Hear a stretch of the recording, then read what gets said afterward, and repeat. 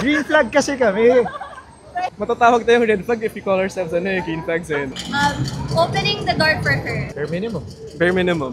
Walking her home or to her car after a date. Bare minimum. Bare minimum. Paying for a first date. Bare minimum. Bare minimum. Okay. Texting good morning and good night every day. Bare minimum. Lahat ata bare minimum ah. Carrying her bag when she's tired. Bare minimum. Lugi sila, simp yung mga ini-interview nila eh. Surprise kasi.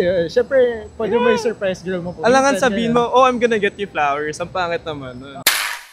Taking your phone screen para a selfie of her or you guys. Oh my God, so cellphone. Nandito pa ex. Joke lang.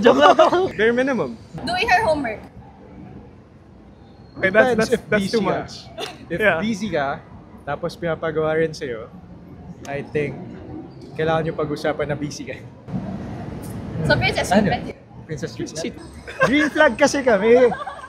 Matatawag tayong red flag if we call ourselves green flags eh, no? Are you single and ready to experience that princess treatment? Here is your sign. Check out the link below.